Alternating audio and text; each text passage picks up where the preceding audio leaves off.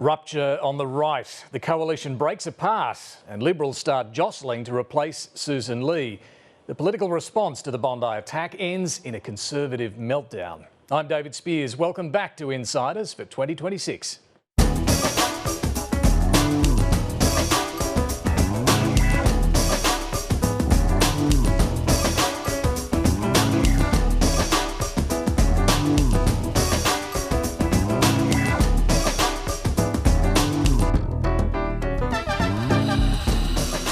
For much of the summer, it was the Prime Minister under intense pressure over his response to the Bondi tragedy. And Anthony Albanese will be joining us in a moment after a week he said would be a chance to show political unity.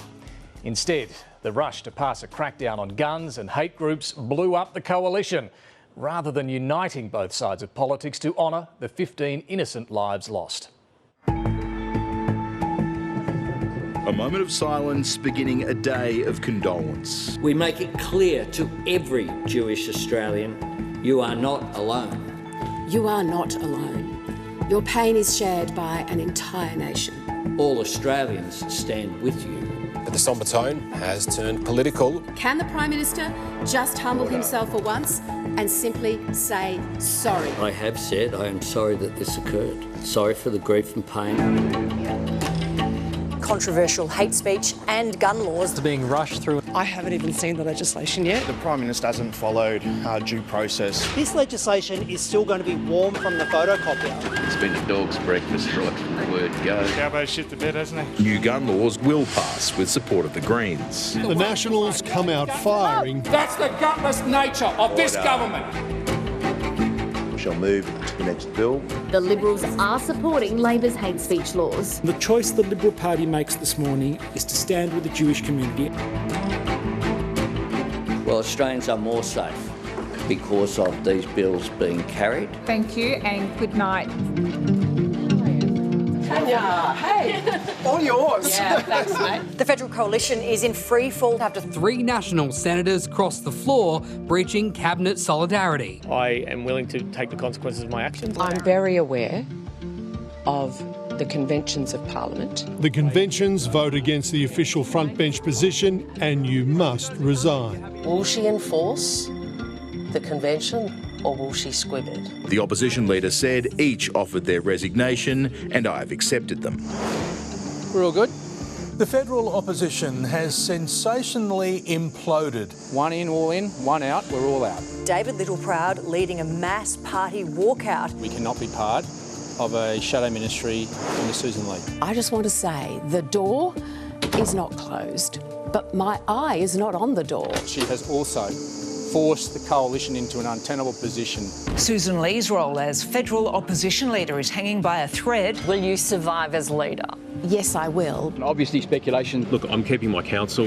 You worried about Andrew Hastie or Angus Taylor? They're strong, committed members of my team. Do you think Susan Lee will still be leader in Parliament? What I do know is that the alternatives are even worse. Thanks. We're going straight to the Prime Minister this morning. Anthony Albanese, welcome back to the program. Good morning. Happy Australia Day weekend. Indeed. Look, the coalition has split again. The right of politics is realigning. Does this worry you at all, or are you loving this? No, it does worry me. I think what the country needs is more unity and less division. The Liberal and National parties have always been focused in recent times on trying to divide Australians, and now they're dividing themselves. You can't fight for the national interest if you're too busy fighting yourselves, and that's what we're seeing on the right of politics at the moment. I mean, the one thing the Liberals, the Nationals agree on, as well as the Greens and the Teals, by the way, is that it was your rush to legislate the gun crackdown, the hate groups crackdown, that created all this parliamentary chaos. Was the rush designed to try and divide, to wedge your opponents? Well, the coalition used to speak about, Robert Menzies spoke about the forgotten people that the Liberal Party stand for. It would appear that the Liberal Party want Australians to forget what they said last week, let alone last month. They demanded that Parliament be recalled. They said it should happen even in Christmas week. They were all, not just Susan Lee, but David Littleproud, James Patterson, all of their people in the leadership group were demanding that Parliament be brought back. They demanded the Special Envoy's report on anti-Semitism be implemented in full. They said they would support that legislation. What we did was bring it back in an orderly way. We announced at the beginning of January that we'd have legislation exposure draft on January 12. Parliament would come back on January 19. They had full access to that legislation. We had a joint committee on intelligence and security inquiry on that. But they didn't demand you put all of this into one bill and then break it up. And I mean, even Monique Ryan, the Independent, says she had only 3 hours to look at the legislation in the end. I mean, how is that sensible policy making? Well, the legislation went through an exposure draft for a week, and in a different form. Well, there weren't that many changes, David. What we did was we split the bill. We had to negotiate through the Senate, and with due respect to Monique Ryan, she wasn't the key to passing the legislation. The key... They all have to vote on this, The key was to either get the Greens political party or the coalition, the then coalition, to support legislation through the Senate.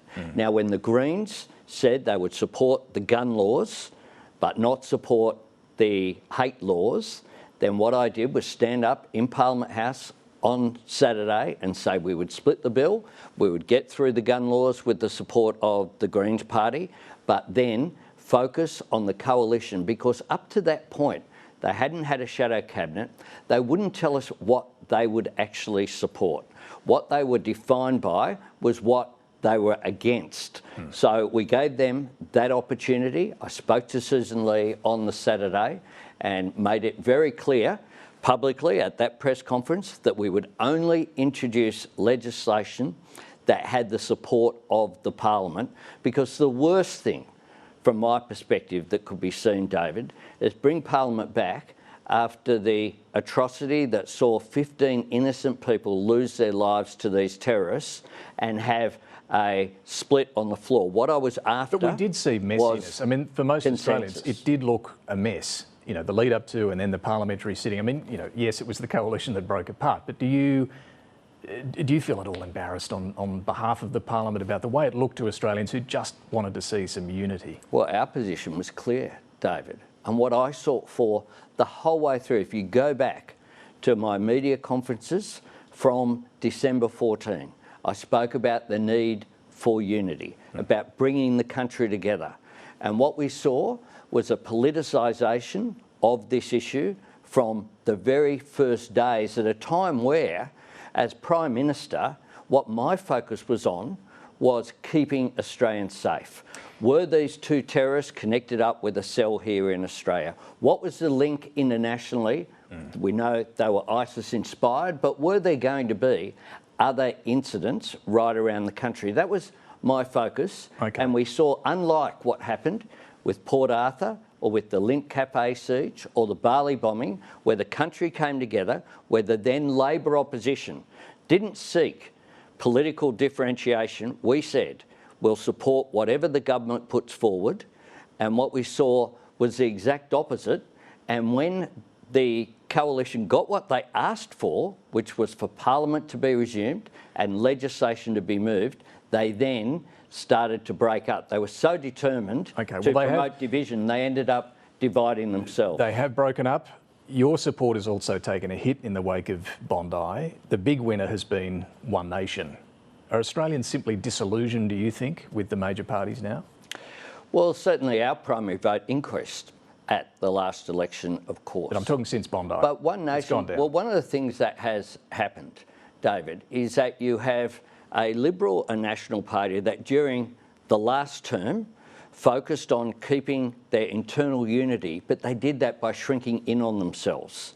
And since then, what you've seen is a mirroring of One Nation policies, the abolition of net zero and the need to act on climate change, as our country at the moment, David, have a look at the temperatures that are going on. There might be something in this climate change stuff. Sure. We've seen them adopt One Nation policies and shift to the right.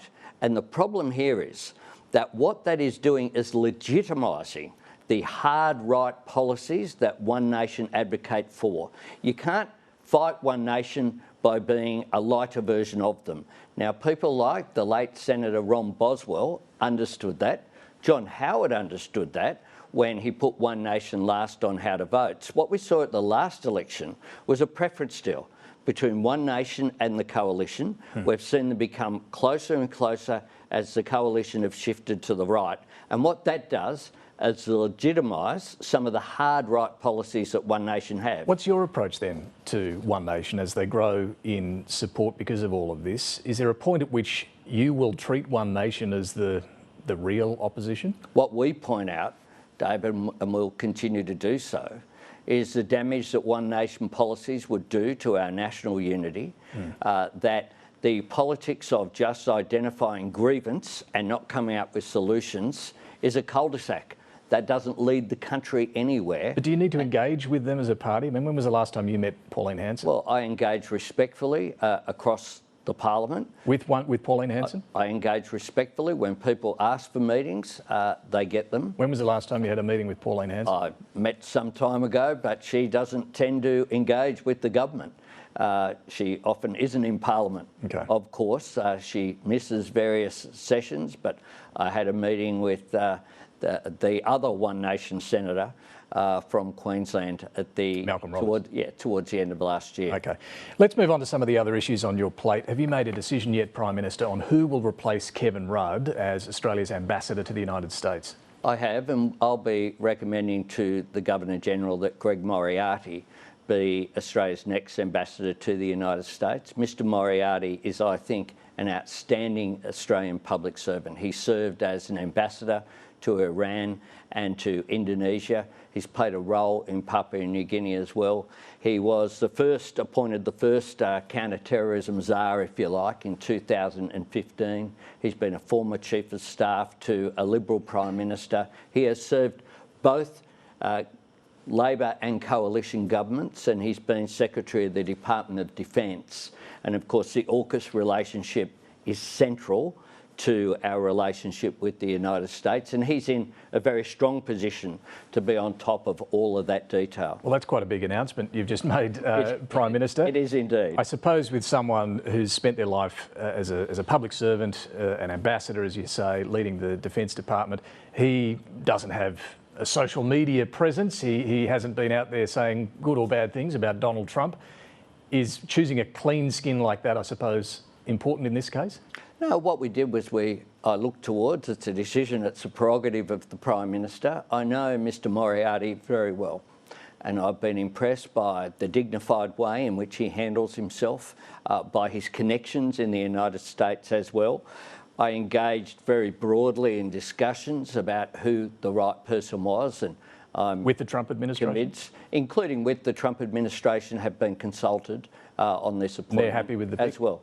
Yes, and that's the way that these processes work, is that we reach out, and through Ambassador Rudd, we have reached out. Of course, Kevin will finish his period as ambassador on March 31, and I think he can look back with real pride on taking AUKUS from an idea into a reality, but also the critical minerals deals, the deals on superannuation investment in the United States, and building really strong links at a leadership level between Australia and the US. Nonetheless, Greg Moriarty will be walking into a job that's not getting any easier when it comes to dealing with the Trump administration. I want to ask you about these extraordinary comments from the US President about the role NATO and other allies played during the war in Afghanistan. Here's what he said. They'll say they sent some troops to Afghanistan, and they did. They stayed a little back, a little off the front lines. Prime Minister, 47 Australians died in Afghanistan. More than 260 were wounded. What's your response to these comments? Oh, look, they're not acceptable, and I note that President Trump has made a new statement overnight as well, in which he's acknowledged the contribution. Those 47 Australian families who'll be hurting by these comments, they deserve our absolute respect, our admiration, the bravery that was shown by 40,000 Australians served in Afghanistan. They were certainly on the front lines in order to, along with our other allies, to defend democracy and freedom and to defend our national interests. I think all Australians know that. They deserve our respect. You've said they're not appropriate.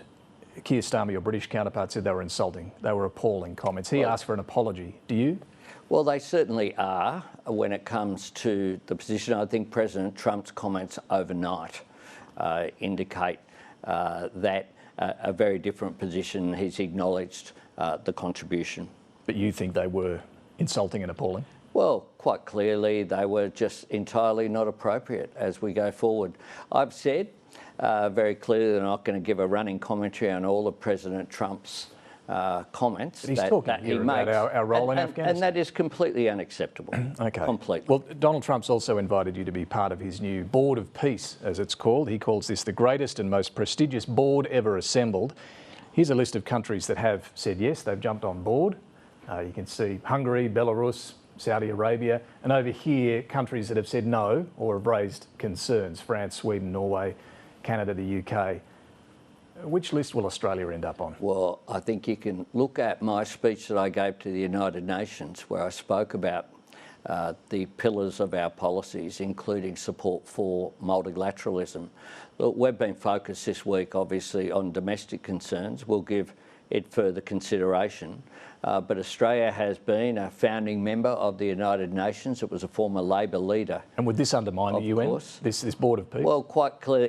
It's unclear what the objectives of this are, which is why we will give it further consideration. My government is one that always has an orderly, considered approach to all of our policy, including our international engagement. Surely Australia's not going to end up in that list of countries saying yes. We're more likely to end up with Canada, the UK, like-minded countries. Well, we're engaged with our like-minded countries as well about all of these issues, and indeed my friend Mark Carney will visit Australia and give an address to the Parliament in March.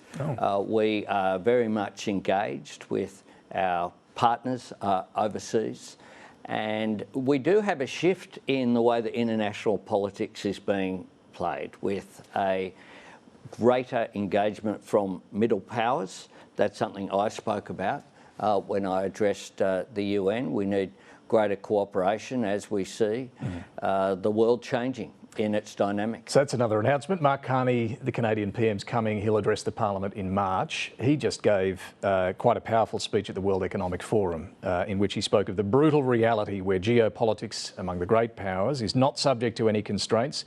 We're in the midst of a rupture, not a transition. Middle powers must act together because if we're not at the table, we're on the menu. Do you agree with him on that? I agree with him, and it's consistent with what I said at the United Nations and with our engagement as well with middle powers. That's why I've engaged with the Canadian PM, but others as well in our region is so important. Australia can play a really important role given our role as a Commonwealth nation. We're a member of APEC, we're a partner with ASEAN, we're an important leader in the Pacific Island Forum. All of this means that when you look at the global architecture, the role that we can play in our own region and around the world is of a stabilising force at a time where, quite frankly, there is a lot of turbulence and turmoil in the world. When we spoke, PM, on the final show of the year in early December, I asked you about your agenda for 2026. You noted issues would arise over the summer break that we couldn't foresee. You were certainly right about that. Have the events in Bondi and also what Donald Trump's been up to changed your agenda for the year ahead? Well, whilst we've been dealing with the immediate, including the aftermath of the terrorist atrocity on December 14, we've been determined to implement our agenda, to not go off course. The big focus of Australians overwhelmingly remains on cost of living. So we've had the 5% housing deposit rolling out, being taken advantage of. 3 days of guaranteed childcare subsidy began on January 6. Cheaper medicines, $25, came in on January 1. 1-800 Medicare has already been accessed by tens of thousands of Australians. The bulk billing incentive has led to a massive spike in the number of free doctor visits. I feel like we're getting the list here, Peter. Well, we've done okay. What we have been focused on is dealing with the immediate, but dealing with all of those issues that are so important for Australians as well. And as we go back, school goes back this fortnight, and what that will mean is that the increased fair funding for every school, that begins to kick in as well. So you can walk and chew gum at the same time, as the saying goes, and we'll be determined to do just that. Tomorrow, Australia Day. There will be rival rallies taking place in various cities, protest marches. It does feel like we're becoming more polarised as a country. I mean, is that how you see it, and does it worry you? What are you going to do about it? Well, it does worry me, and that's why I say we need to turn down the temperature of political debate. We need to make sure we look at what unites us. There's a whole range of factors here, David. I think we need a discussion about the role of social media, polarisation that occurs. Even in mainstream media, the websites mean that clickbait means that the headlines on stories are over-dramatised from what they should be. But what about your role? This is having do you need impact. Coming back to what we were talking about earlier, reach out more to the likes of Pauline Hanson, find points of unity with those you really disagree with? I look for unity wherever possible, David, and I consistently do that. I'll continue to do that as well. One of the things that I was elected on in 2022 was I spoke about the common interest, for example, between business and unions as well. Civil society, bringing people together. And to give an ad for the ABC tonight, if people want to be inspired, watch the Australian of the Year Awards tonight, hosted by Lee Sales. They are just uplifting. It is one of the best things that I get to do as Prime Minister, and it shows that ordinary Australians go out of their way to help each other. It is what defines us as Australians as well. Okay, that's a good tip for watching something tonight. Look, just finally, people might have seen on the front of the Nine papers this morning, big story about a plot to kidnap you by a neo-Nazi group. Without getting into all the nitty-gritty of that one, do you feel personally increasingly unsafe in your role? Well, it's the truth that the threats have increased, and there have been a range of issues that we have had to deal with, including in the week after December the 14th. My focus is on keeping all Australians safe, not myself. I trust the AFP and the authorities to do their task, and I'm absolutely determined to not be deterred from attending any event or engaging as Prime Minister with the Australian people. I think that's an important characteristic of our democracy, the fact that after I last appeared on Insiders, I went and got some food for the dog at the supermarket. That's something that you can do here. You can't do it in other countries. But I'm very much focused on what do we need to do to keep Australians safe, and I'll continue to focus on that. We'll let you get off to the shops. PM, thanks very much for joining us this morning. Thanks very much, David, and I have, again, call upon people tonight. Switch on to ABC. You won't be disappointed. You'll be uplifted. All right, good tip. Thanks so much for that. All right, plenty to unpack from all of that coming up.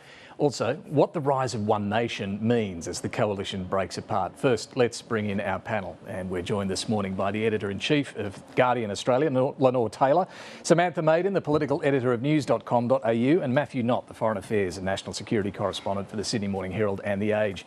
Very good morning to all of you. Thanks for joining us. We will get in a minute to the coalition, or the parties formerly known as the coalition. But Lenore, let's start with what we just heard there, because that's some big news. Greg Moriarty is to be Australia's next ambassador to the United States. What do you make of that choice? The team have just scrambled a photo of him. There he is, for people who don't know, but he's a career public servant, has been ambassador in Indonesia and Iran, as the PM said. Why this pick? I think it's an interesting pick. It's a sort of cautious pick for someone who's going to approach the job as a professional, with professional diplomatic credentials, rather than appointing maybe sort of a former coalition politician or someone who might... It's often a politician who gets this job, right? Who carries favour with the Trump administration. It's a very experienced diplomat who will approach it with that experience behind him. And so I think it's a sensible appointment, a good appointment, but it's showing a direction in how the government wants to approach this relationship, because they're not trying to curry favour. They're not trying to appoint someone who's going to be friends with the administration, but rather someone who approaches it as a professional diplomat. Yes, Sam, a safe pick. I think it's a really smart decision because he's got no social media. He's a public servant with, a very impressive record.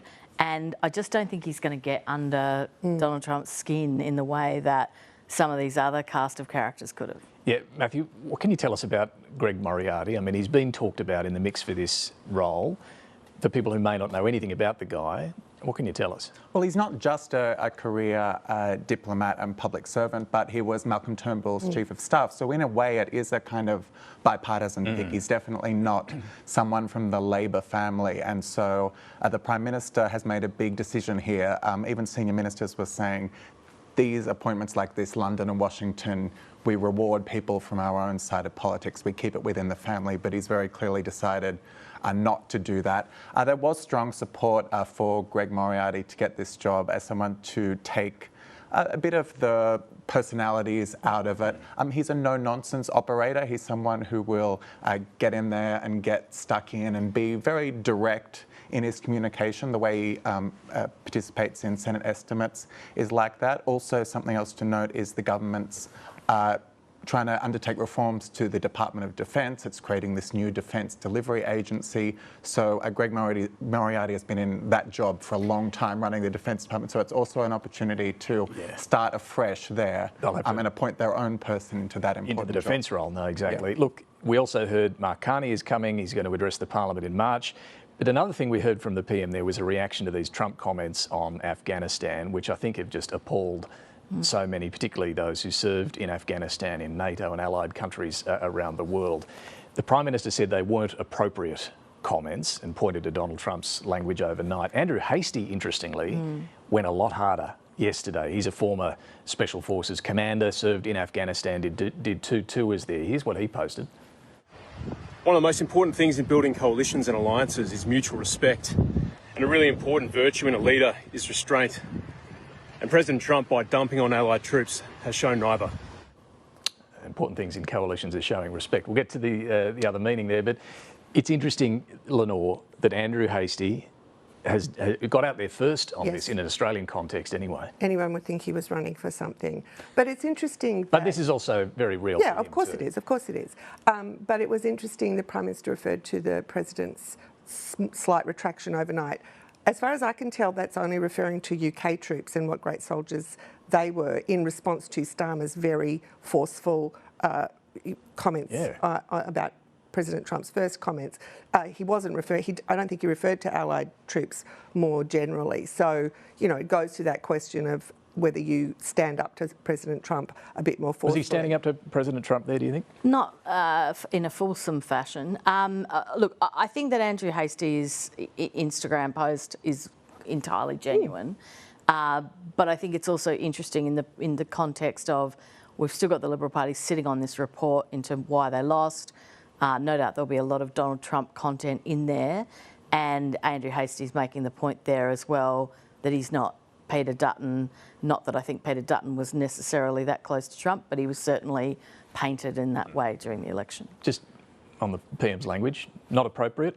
I was surprised there wasn't a bit stronger language. This is a pattern we see from the Prime Minister. It comes up with China all the time, that when they were doing the live fire exercises, that people were surprised his language wasn't stronger. He uses words like unacceptable. I guess often it toughens over time as he gets asked more and more, but he definitely seeks to avoid conflict with these other leaders. He's insistent that his job is not to run commentary on what Donald Trump does. But when it involves Australian troops, just seeing those words on the screen, it makes you feel a bit ill to see someone besmirching Australian troops like that. Absolutely. The difficulty with Trump, though, is you don't know what sort of retaliation you're going to cop if you do step up the language. So you've got to weigh all of that. Let's come to what's happened on the Conservative side of politics, Lenore. So talking to Liberals yesterday, there's a pretty strong consensus this is untenable.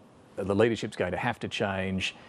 Mind you, everybody agrees with the way Susan Lee handled events during the week, staring down the Nats, agreeing to let those 3 shadow ministers go. You can't reward the Nats. There's a lot of anger towards the Nats in the Liberal Party, but certainly Conservatives are of the view that it's a matter of if, not when. It's a matter of when, not if. This is going to have to change. You get to this point in politics where, particularly where the polls are, they just can't move on without a change in the leadership. There's no agreement yet on whether it's Andrew Hastie or Angus Taylor. They probably have to decide on the right of the party which one of them it's going to be. But is this the brutal reality, Lenore, of politics? When it gets to this point, the change becomes inevitable? I think it was probably already inevitable that there was going to be a change in the Liberal leadership before Christmas, and the horrible events at Bondi pushed that out a bit. I think it is inevitable now. But I think there's so much anger and so much to process about the catastrophe of last week that that's going to take a little bit of time. And I kind of think that there's actually something untenable underneath all of this. And from the point of view of the Liberal Party, I think they really need to think about whether they want to rejoin the coalition and under what terms. Because if they just rejoin the coalition on the understanding that it will continue to shift to the right under a Conservative leader with the Nationals dictating the terms and pulling stunts like they did last week, then the Liberal Party and the normal, the historical economic and social policies of the Liberal Party will continue to be unrecognisable in that coalition. So I feel like the Liberal Party needs to think about A, who they want to lead them, but B, what kind of coalition is tenable and what terms that they need to sort of insist on if there's ever going to be a reunion of the coalition. Right now, though, Sam, what are the conversations going on in the Liberal Party? We'll get to the Nats, but in the Libs, where are things at? Well, Angus Taylor's back in Australia, and so he obviously was on leave, on holidays, not here for this blow up with the Nationals. He seems to be taking, I suppose he's entering his statesman era, basically saying that what people want is unity, that they don't want a bloodbath right now, that they don't want that sort of conflict. And then you have Andrew Hastie's supporters, on the other hand, really ramping up this idea. Now, I don't really understand the strategy. I obviously vacate the floor to strategy when it comes to Andrew Hastie, but generally when you're dropping into Afghanistan, you don't tell everybody that you're coming. So I'm not really following that part, unless it's just designed to build momentum, to tell people that if you call a spill, I'll put my hand up. But I don't really understand this concept as a strategy. And we all know the rule in politics, you only trust the people who say they're not going to vote for you. That's right. So if a whole bunch of people are saying that they might vote for him, I'm just not sure how this plays out. I mean, I basically also think that if you do think that Andrew Hastie is a future leader of the Liberal Party, why would you set fire to him and burn him now? I don't quite... I think he could have cut through, absolutely, yep. But I think that blowtorch of kind of public attention could kind of cruel a potential leader too early. Yeah, look, we've all witnessed leadership, frenzied speculation, and I think we were talking about this, Lenore, before the show. Sometimes it does lead to a bam, it's on. Sometimes it doesn't. So these things can be difficult to know. I had some on the Conservative side of the Libs saying yesterday it may come to a head at the end of this week, so later in the week. Someone could call a spill. You need 2 to call the spill. It could happen later this week, more likely the following week when Parliament sits. But a senior moderate was just telling me before the show, no, everyone's really don't want to reward the Nationals for what's happened here, so cool your jets. It may not be that imminent. What are you picking up?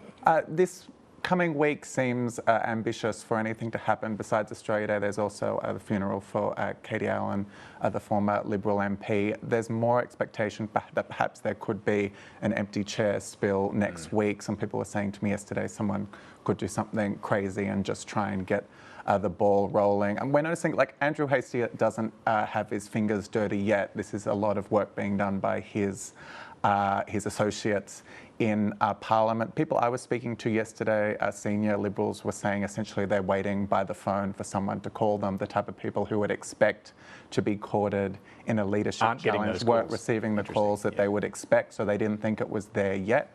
Susan Lee and her allies are saying, why should she give this up? Everyone supports the decisions that she's been making. You know, with the National, she's been working hard over summer. She's been at Bondi all the time.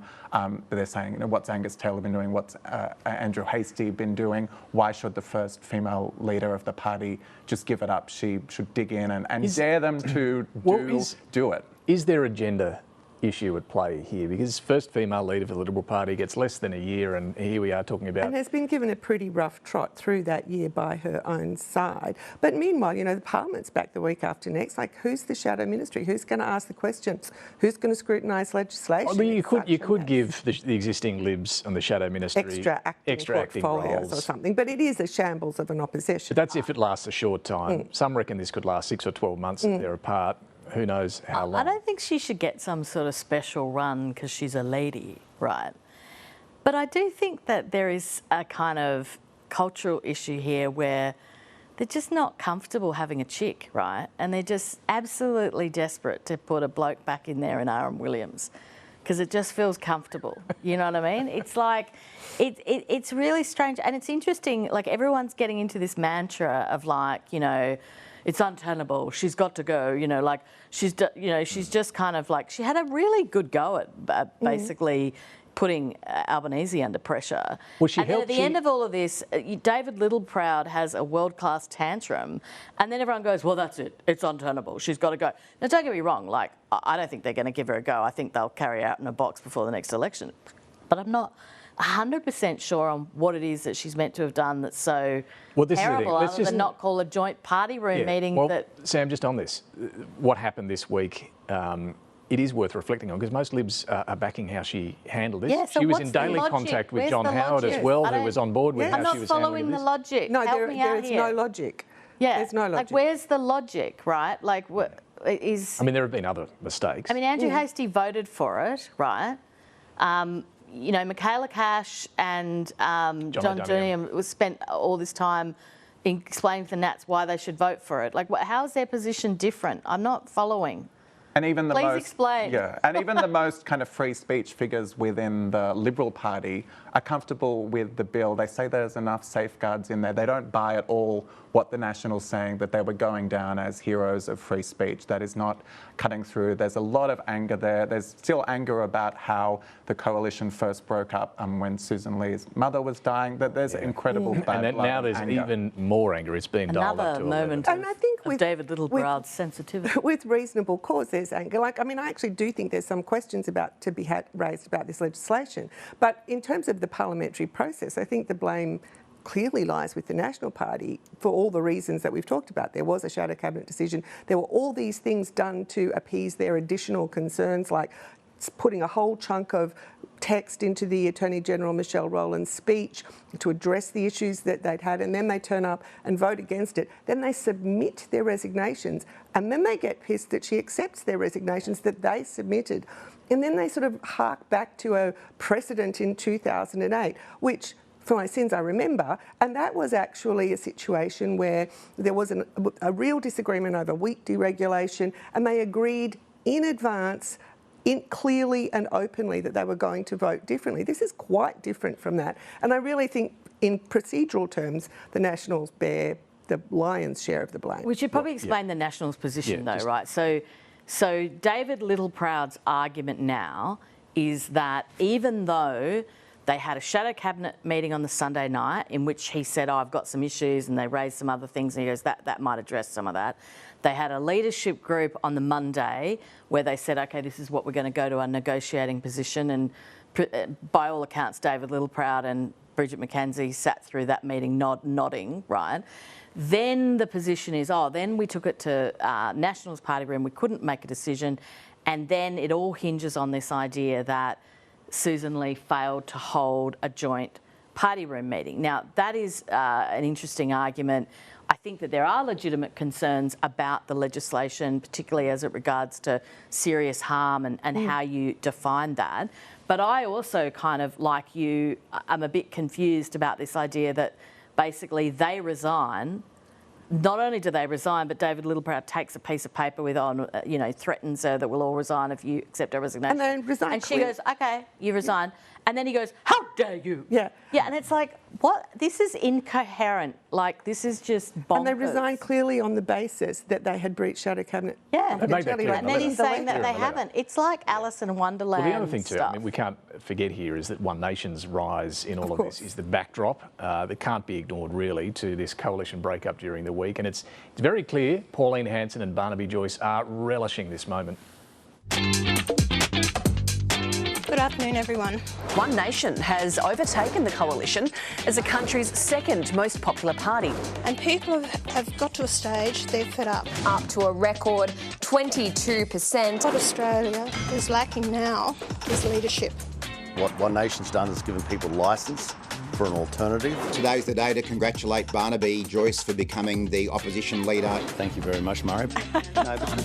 I've had everything bar the kitchen sink thrown at me. So if you want to take me on, if you want to underestimate me, then you do it. So, Lenore, the week began with that news poll showing One Nation's now ahead of the coalition first time. How significant is the rise of One Nation in all this?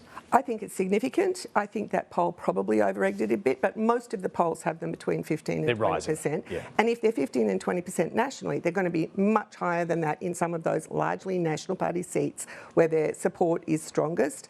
I think there is this sort of current of discontent in the electorate, so it is really significant. However, we've watched One Nation for 30 years. They haven't had a massively great track record of either holding their own party together or developing coherent policies or, just basic functionality. Now, maybe that will change, but I don't think we should overestimate exactly how much this will translate into the next election.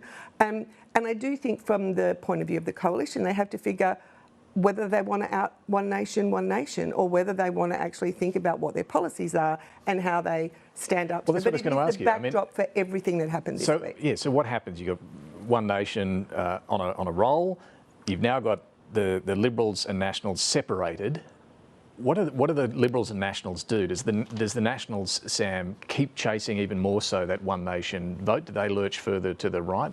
What do the Liberals do? I suppose this depends on the leadership too, doesn't it? Well, I think you can already see that whatever happens, if there's a leadership change, that the Liberal Party under either Angus Taylor or Andrew Hastie are going to run a harder line on immigration, right, and values. Angus Taylor's talking about that in the op-ed that he's written today for the Sunday Telegraph. Andrew Hastie's always talking about it on Instagram. It's all about these values issues. Yeah, so I think that is going to be on. But I think a lot of what people like about Pauline Hanson right now at this second is a couple of things. One is people think that the coalition is in disarray, so they're parking their vote there as a protest point. And also, I think Pauline Hanson and her team have gotten really smart with social media and this movies and stuff. And so there's almost something where Pauline Hanson has sort of become culturally, like having a sausage kind of at Bunnings, you know what I mean? It's kind of like there's this kind of entertainment factor. It's kind of like, oh, it's Pauline, and so I think there's a couple of things going on there. I don't think that's going to translate though into multiple seats in the House of Representatives. Well, is it? I mean, what's your best guess on this matter? Who knows, as Lenore says, whether One Nation's standing in the polls is sustained or falls off for whatever reason. But if we went to an election with these sort of numbers in the mix, I mean, the Nationals could be in trouble in a few seats, couldn't they? If you have contests where it's Libs versus Nats versus One Nation versus Labor versus Independents, this could be difficult for the Nats. Yes, they're afraid, and as Sam was saying there, this social media aspect that is kind of, I think, invisible to a lot of people who aren't living in that world. All the MPs are talking about the amount of emails they were getting generated really by Pauline Hanson's social media machine. They believe that it wasn't really recognised that the racial vilification provisions had been stripped out of the bill, that there was just this kind of frenzy had been whipped up on Facebook, on social media, that would be invisible to people reading the mainstream media. So that's the world they're living in. Yeah, there is a lot of discussion about whether Nationals are very entrenched, whether they've become, you know, arrogant, and whether they've taken their electorates for granted, really. But One Nation has never won a lower house seat in their own right. You've got the Teals now totally entrenched. The party's much more concerned about this hypothetical threat that may not be delivered than the real problem they've got of whether they can ever win back the seats in the cities, which they will need to ever win government. And there'll be moderates and the Libs who want to use this opportunity, being separated from the Nats, to actually create a policy that might appeal. Get back to those Teal seats. But I guess in terms of One Nation, if that polling is right and One Nation does outpoll the Conservative candidate in the electorate, then it all comes down in compulsory preferential voting to the preference deals, and it's very hard to predict who's going to leapfrog over whom to get the seats. It becomes like those contests in the Teal seats, and I guess that's what's really spooking the Nationals. And also I think it's interesting that social media presence of One Nation is certainly a thing, but also the extent to which social media ideas filter from other countries where the populist right is very strong to Australia, and I think that's really normalises those ideas and normalises things as well. Yeah, and you know, you see Barnaby Joyce jump ship. There's speculation about another Nat, Colin Boyce, perhaps jumping ship to One Nation as well. We will see. Look, I want to come back to all things Donald Trump. We heard the Prime Minister's language earlier about the comments that he made on Afghanistan. US allies have also been on a roller coaster ride, facing threats and then retreats from the president over his bid to take Greenland. We're going to see what happens with Greenland. We need Greenland for national security. Of course, totally unacceptable. We're protesting against the orange dictator. If there were an attack on Greenland, we would get dragged in. There's not a thing that Denmark can do about it. Peace through strength. After the US president promised to hit his supposed allies with new tariffs that oppose a US takeover of Greenland. The use of tariffs against allies is completely wrong. If we don't do it the easy way, we're going to do it the hard way. Sending an extraordinary text to the Norwegian Prime Minister. Considering your country decided not to give me the Nobel Peace Prize, I no longer feel an obligation to think purely of peace. Because the boat went there 500 years ago and then left, that doesn't give you title to property. how far are you willing to go to acquire Greenland? You'll find out. The rules-based order is fading. We do prefer respect to bullies. The US has backed down on threats. He ruled out military action. We would be, frankly, unstoppable. But I won't do that. I think things are going to work out pretty well, actually. Just because a boat went there hundreds of years ago doesn't give you entitlement to ownership. Happy Australia Day, everybody. Look, we spoke earlier about the PM's comments on Afghanistan. What about the Board of Peace offer from Donald Trump? Matthew, what did you make of Anthony Albanese's, I guess, hedging, still deciding on that? He doesn't sound at all keen. He's emphasising his support for the United Nations and that he doesn't want to participate in something that will undercut that. I think that's what he was getting at there. But Australia also doesn't want to go out alone and reject Donald Trump's idea. I think we'll see much more consultation with similar nations, but particularly if we get into this idea of paying $1 billion to be a permanent member, I can't see how the Australian public would support giving in money to a Donald Trump slush fund. So I don't think they're going to rush a decision at all, but I don't think he wants to join. Or what's the national interest? It's hard to see Anthony Albanese agreeing to sit on a board with Vladimir Putin, who's also been invited to do this.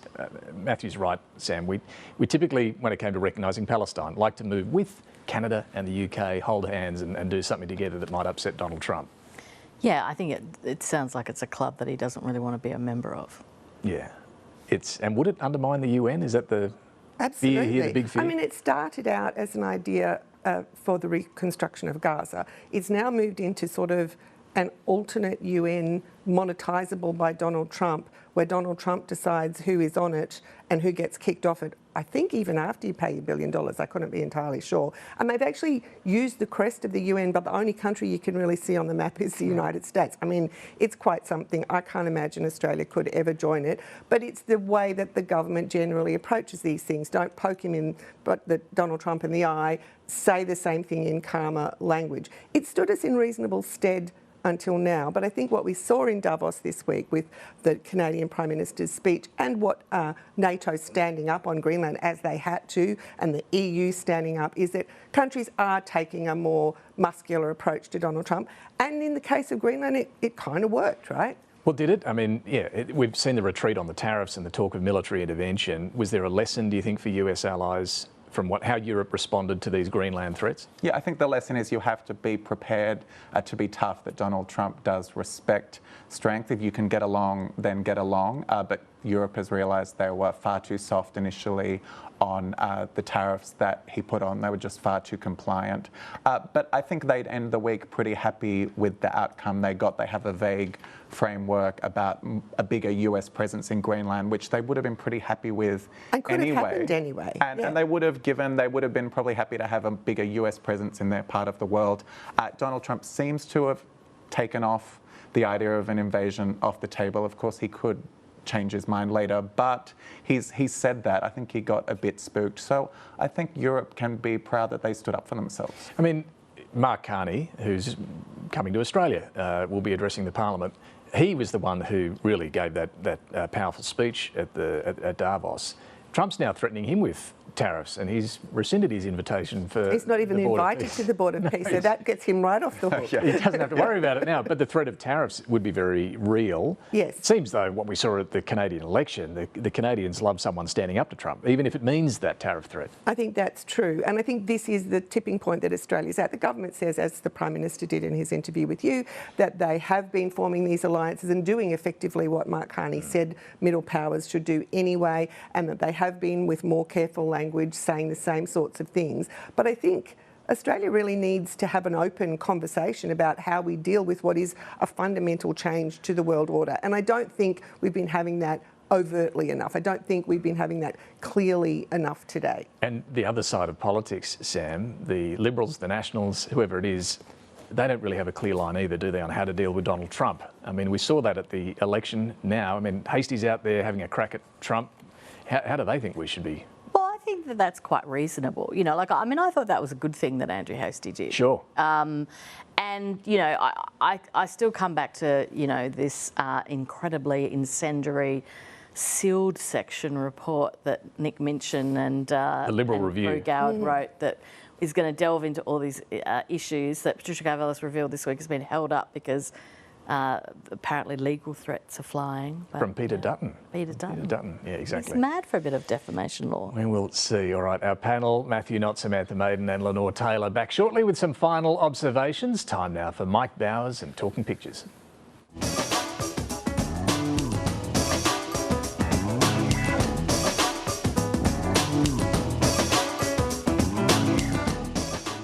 I'm Mike Bowers and I'm photographer at large for the New Daily. I'm talking pictures this morning with host of the National Saturday Evenings program on ABC Radio, the one and only Mark Humphries, comedian, raconteur and all-round good guy. Oh, hello. Mark, Parliament was recalled earlier after the Bondi attacks for condolence motions and to pass some emergency legislation. I always find the irony is that Parliament behaves quite well during condolence motions. There were some very solemn and wonderful speeches, Allegra Spender, for instance, and Julian Lesser. Lovely to see Parliament coming together for once. Yeah.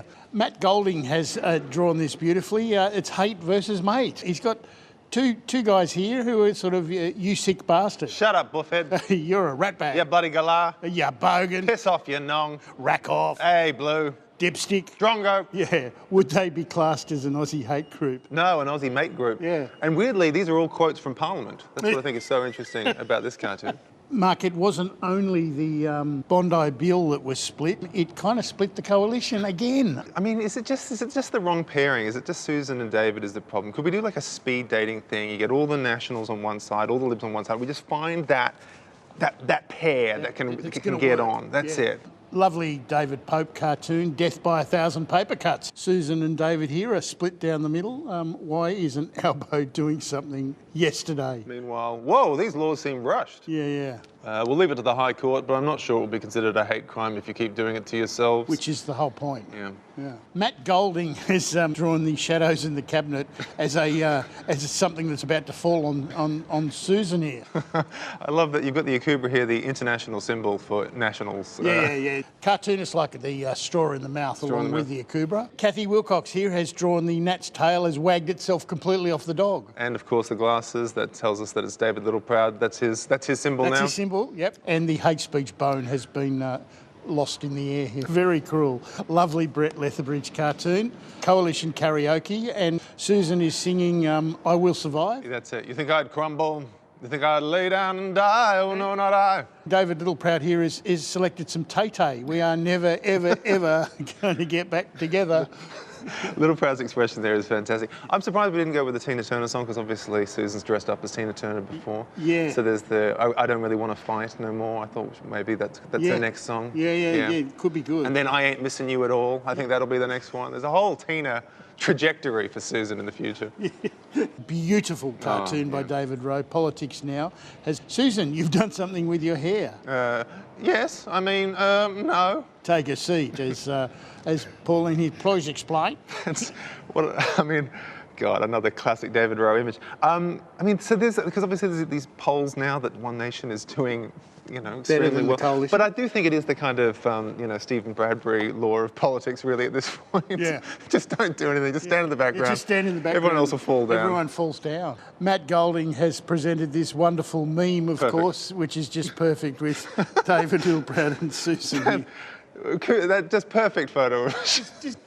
Look, Mark, it's been a great pleasure unpicking events, even if it is before Australia Day. Oh, God, that'll be a big week. Yep. All right, we'll look forward to that debate. And assuming there hasn't been a spill, back to you, David. Thank you, Mark. Thank you, Mike. Some final observations. Quick one from me, firstly. Despite the coalition breakup and all the anger and all the harsh words, the Queensland LNP hasn't technically broken up. And in fact, Queensland LNP members are expected to meet together as a group when Parliament's back, as they regularly do. So you'll have the likes of David Littleproud and Matt Canavan from Queensland, Ted O'Brien, Paul Scarr, all sitting down to talk all things Queensland. They call it Team Queensland meetings. Ted O'Brien convenes it, and that's still expected to go ahead. Matt. Lenore was saying before about a need to rethink the US alliance. I think as soon as you start doing that, it's going to lead you to the path of Australia's going to need to spend more on defence. We're going to have to do more ourselves. That's going to be a big discussion in Cabinet this year with the defence ministers against the economic ministers. And as Mark Carney said in his speech, when the rules no longer protect you, you must protect yourself. And there are lessons for that for Australia.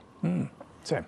Last week I read a story about David Littleproud allegedly confronting Susan Lee on Thursday on the day of national mourning, telling her to resign, her telling him not to talk about that stuff on that day because of the National Day of Mourning, which she promptly ignored.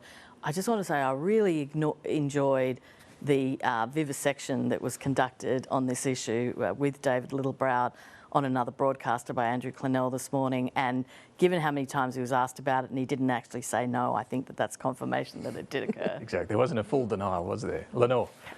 So also on the subject of how we handle the rapidly changing international environment, I was interested in a column that the former ambassador to the US, John McCarthy, wrote in the Fin Review this week, where he suggested that we need to actually have a new white paper on external policy because everything is changing so much. He wasn't actually arguing that we should sort of fundamentally abandon the US alliance, but we just need to think about it and how we fit in. And we also need to think about AUKUS, because to your point, if we need to spend more, we're giving billions of dollars to the United States for those submarines. Like, that all needs to be in the mix, I think, of a white paper. Interesting point. Thank you all very much for joining us this morning. Finally, having divorced himself from the National Party not long ago, Barnaby Joyce shared his own take on the coalition's marriage breakup. We'll leave you with that. Thanks for watching. This coalition is a marriage. They come out of the election, they're married. Then they get divorced, but only for 48 hours. Aww. Then they get it all back together again, and they're married again. And now they're getting upset, they've run out of the house.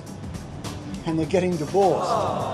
But it's all right because they want to get married again before the next election. This puts Richard Burton and Liz Taylor to shame. This is more marriages than a weekend at the Gold Coast. You're making us all feel very excited about being here.